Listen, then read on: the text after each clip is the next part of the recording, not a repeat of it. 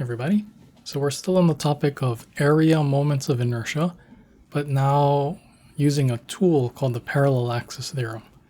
So that's if you already have the moment of inertia solved about some axis, you can pretty easily find the moment of inertia about another axis as long as they're parallel. So let me show you how it works and when it's useful. So let's say I just grabbed these out of the appendix. So let's say you know the answer here. If you rotate this triangular area about the x prime axis, in this case, it's going through the centroid. So we know the answer. What if we want the moment of inertia about another axis over here, say this x-axis? They're parallel to each other, the two axes. And here's how it works. So the moment of inertia about the x-axis, the moment of inertia about the x prime axis going through the centroid. The answer going through the centroid is guaranteed a minimum. So remember that forever. Moment of inertia going through the centroid is a minimum. So that means this one is more, right? Going about x. Through the centroid is less. This one is for sure more. That means it's plus something extra over here. So what is this extra amount?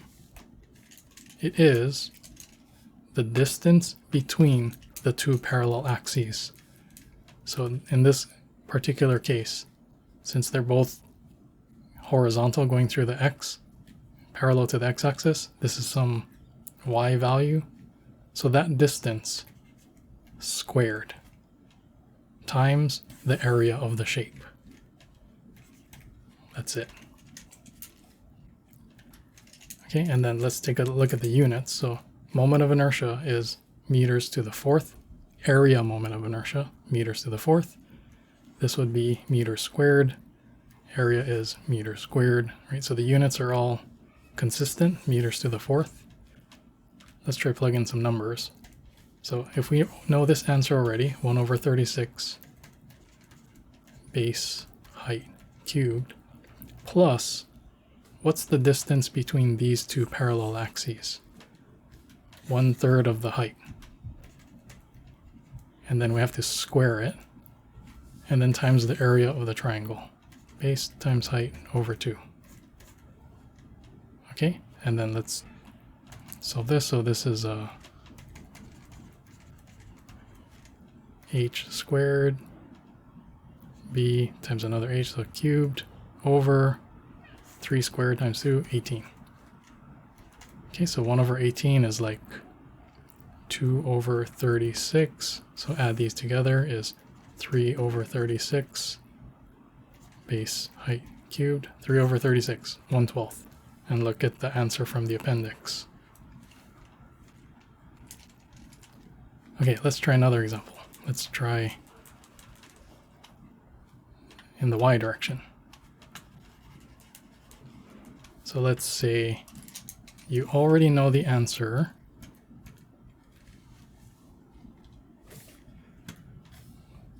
here. So about the y-axis here. Like you know this answer here. What if you want the answer about the axis going through the centroid, y prime? Right, so which is more? This one is a minimum, so definitely this is less, this is more.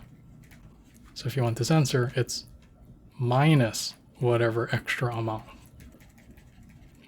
which was the distance between these two parallel axes, some x value, squared times the area of the shape. So let's try these. Okay, so let's say we know this answer,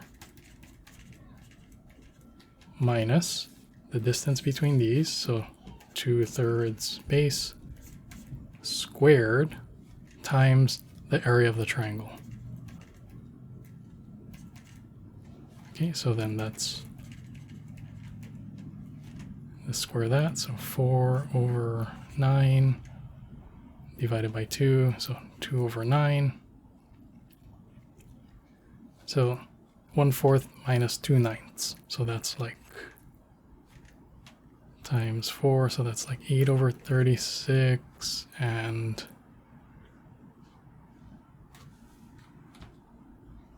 9/36.